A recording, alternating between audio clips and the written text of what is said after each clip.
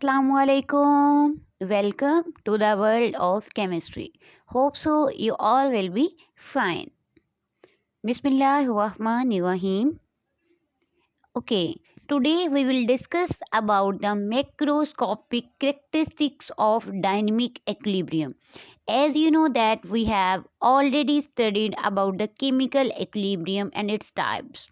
Its types include static equilibrium and dynamic equilibrium. In previous lecture, we have discussed about the dynamic equilibrium. Okay, today we will discuss about its characteristics. First of all, let's take a look at macroscopic characteristics.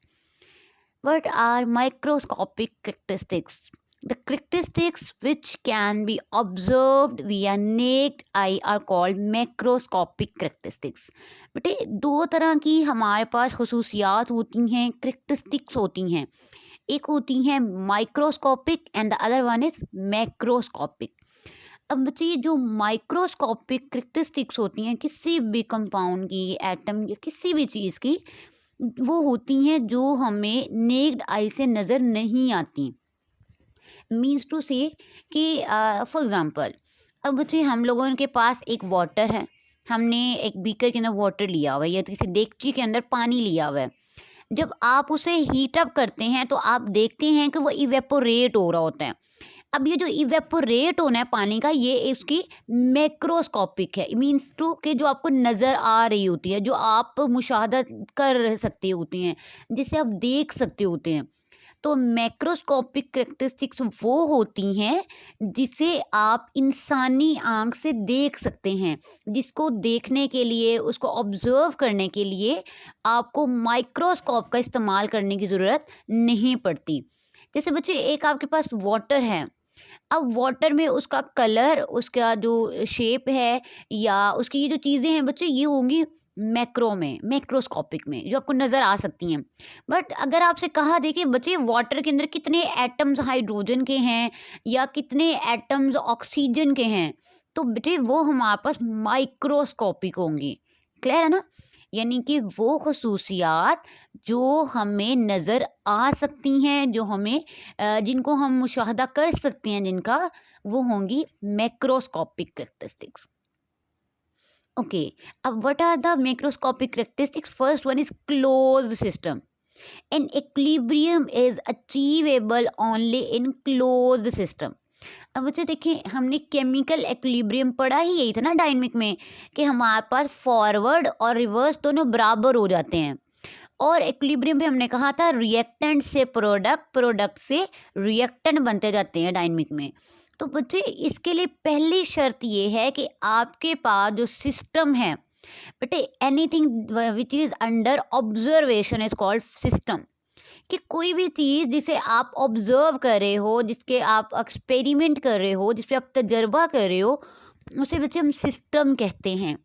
तो अगर आपने dynamic equilibrium को पाना है, उसको आपने हासिल करना है, यानी किसी भी केमिकल रिएक्शन में डायनेमिक एक्विलिब्रियम तब हासिल होगा जब सिस्टम क्लोज होगा. बच्चे देखिए ना कि आप फॉर एग्जांपल आप एक प्रोसेस है जैसे इवेपोरेशन और कंडेंसेशन का. इवेपोरेशन होता है पानी का बुखारात बनकर उड़ जाना, और कंडेंसेशन होता है पानी के बुखारात का दोबारा से जो है वो पानी में तब्दील होना. अब बच्चे ये आप एग्जांपल समझें हमारे पास है डायनेमिक एक्विलिब्रियम की, कि जितना पानी ऊपर जाएगा उतना पानी नीचे आएगा. लेकिन बेटे ये तब होगा ना जब हमारे पास वो जो ऊपर ढक्कन उसका लगा हुआ होगा या जो सिस्टम है वो बंद होगा. अगर तो खुला हुआ होगा फिर तो जो रिएक्टेंट होंगे बच्चे वो तो उड़ जाएंगे ना, बाहर चले जाएंगे. सिंपल सी बात है. तो पहली शर्त क्या होती है कि सिस्टम मस्ट बी क्लोज्ड. जो हमारे पास जो हमारा बर्तन है, हमारा कंटेनर है, या जिसके अंदर भी हम एक्सपेरिमेंट करवा रहे हैं, वो क्या होना चाहिए? बंद होना चाहिए. The next one is rate of reaction. बच्चे प्रीवियस लेक्चर में भी हमने बात की थी कि रेट ऑफ रिएक्शन क्या होता है. अगर किसी को कन्फ्यूजन है कि रेट ऑफ रिएक्शन क्या होता है, तो प्रीवियस लेक्चर जो है उसको सुन सकता है. अब बच्चे जो एक्विलिब्रियम स्टेट पे क्या होता है कि रिएक्शन स्टॉप नहीं होता. बच्चे ये हमने बार बार बात की है, जब हमने चैप्टर स्टार्ट किया था तब भी, कि हमारे पास इक्विलिब्रियम पे रिएक्शन नहीं रुकेगा, क्योंकि बच्चे पहले फॉरवर्ड रिएक्शन हो रहा होता है, फिर रिवर्स, फॉरवर्ड रिवर्स, यानी रिएक्टेंट से प्रोडक्ट बनेंगे तो फॉरवर्ड रिएक्शन, और प्रोडक्ट से रिएक्टेंट बनेंगे तो रिवर्स रिएक्शन। बच्चे ये हमने बार बार बातें रिपीट की हुई है पिछले लेक्चर्स में, आप उनमें जो एक दफ़ा उसको लाजमी देखिएगा अगर किसी ने पिछला लेक्चर नहीं सुना तो बच्चे रेट ऑफ रिएक्शन क्या होता है कि फॉरवर्ड का रेट और रिवर्स रिएक्शन का रेट दोनों बराबर होते हैं डायनेमिक इक्विलिब्रियम में, यानी जितने टाइम में रिएक्टेंट से प्रोडक्ट बनेंगे उतने टाइम में प्रोडक्ट से रिएक्टेंट बनेंगे, और रिएक्शन जो है वो डायनेमिक इक्विलिब्रियम पे स्टॉप नहीं होगा। The next one is concentration. Concentration बच्चे कहते हैं मिकदार को। अब बच्चे इक्विलिब्रियम स्टेट पे रिएक्टेंट एंड प्रोडक्ट की जो कंसंट्रेशन होती है वो चेंज नहीं होती। देखिए आपको एग्जांपल लेते हैं बच्चे, आपसे कहा जाता है कि बच्चे आप जो है ना चाय बना के लाएं फॉर एग्जांपल। अब बच्चे देखें, आप दूध लेंगे, आप उसके अंदर चीनी पत्ती पानी थोड़ा बहुत डालेंगे, तो बच्चे आप जितना पानी और दूध मिक्स करेंगे उतनी ही आपके पास चाय बनेगी ना। अगर आप दूध ज़्यादा डालेंगे तो चाय हमारे पास क्या होगी, ज़्यादा। इसीलिए वो कह रहे हैं कि जितने आप रिएक्टेंट लेंगे उतने आपके पास प्रोडक्ट बनेंगे, उनकी मिकदार चेंज नहीं होगी।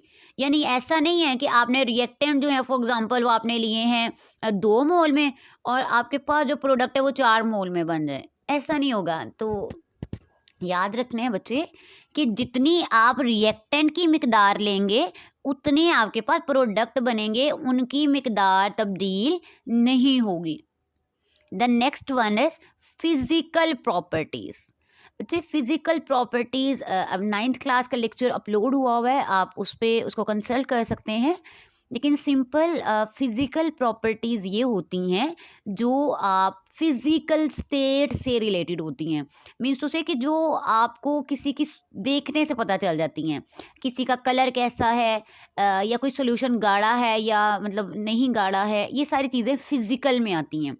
यानी कि जो तबई हालत से किसी की देखने से आपको पता चल जाए, फिजिकल स्टेट से जो रिलेटेड हो। तो बच्चे जो फिजिकल प्रॉपर्टीज होती हैं वो कांस्टेंट रहती हैं। जो केमिकल इक्विलिब्रियम है डायनेमिक में, उसमें आपने जो रिएक्टेंट प्रोडक्ट लिए हैं उनकी जो फिजिकल प्रॉपर्टीज हैं उनके ऊपर कोई भी चेंज नहीं आएगा बच्चे, वो कांस्टेंट रहेंगी। The next one is an equilibrium state is attainable from either way, means उसे डायरेक्शन ऑफ अ रिएक्शन। अब बच्चे आपसे कहा जाता है कि बच्चे आप इक्विलिब्रियम स्टेट की जो डायनेमिक इक्विलिब्रियम स्टेट है उसकी डायरेक्शन निकाल के लाएं।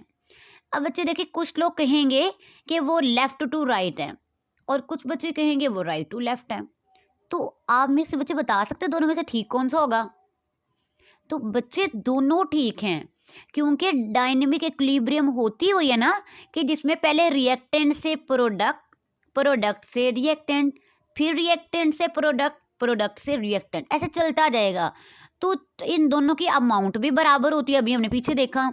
तो बच्चे चाहे आप रिएक्टेंट से प्रोडक्ट वाला रिएक्ट ले लो लेफ्ट टू राइट, या बच्चे आप प्रोडक्ट से रिएक्टेंट वाली ले लो, तो इक्विलिब्रियम आप जहां से भी फाइंड करना चाहें आप ले सकते हैं, दोनों सेम आएंगे।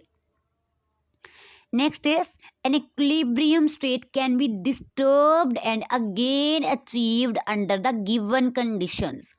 मीन्स बच्चे क्यों होता है कि आप एक केमिकल रिएक्शन करवा रहे हैं, उसमें आपने डायनेमिक इक्विलिब्रियम जो है उसको आपने चेक करना है अंडर गिवन कंडीशंस पे।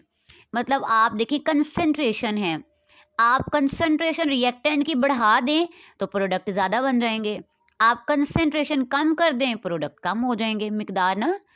प्रेशर है बच्चे, प्रेशर क्या करता है, दोनों चीज़ों को दबा के रखता है, मिक्स कर देता है। जैसे आपने 2 रिएक्टेंट लिए हुए हैं, अगर बेटे आप वहाँ पे प्रेशर अप्लाई करेंगे, इट मीन्स टू से कि आप जो वो 2 एटम्स हैं या 2 जो भी चीज़ें हैं उनको आप आपस में मिक्स करा रहे हैं, तो ऑब्वियस सी बात है जब प्रेशर ज़्यादा होगा तो रिएक्शन भी ज़्यादा होगा। आगे टेम्परेचर है बच्चे, तो टेम्परेचर आपको पता है हीट प्रोवाइड करता है, काइनेटिक एनर्जी प्रोवाइड करता है। अगर किसी को पता है काइनेटिक एनर्जी क्या होती है, आप फिजिक्स में पढ़ चुके हैं 9th क्लास में, तो काइंडली कमेंट बॉक्स में बताइएगा। तो बच्चे काइनेटिक एनर्जी की वजह से जो मॉलिक्यूल्स होंगे रिएक्टेंट के वो मूव करते हैं, आपस में मिक्स करेंगे जल्दी और प्रोडक्ट भी ज़्यादा बनेंगे। ओके बेटे, आज हमने बात की मैक्रोस्कोपिक करेक्टरिस्टिक्स के बारे में। बच्चे ये इम्पॉर्टेंट टॉपिक है 10th क्लास का। सो आपने इसको बहुत अच्छे से प्रिपेयर करना है। होप सो कि आपको इसकी समझ आई होगी। But if you have any confusion in the topic then you can discuss me via mentioning in the comment box और via mail given in the description box. Please like share and subscribe to my channel. अल्लाह हाफिज़, अल्लाह निगहबान, दुआओं में याद रखिएगा।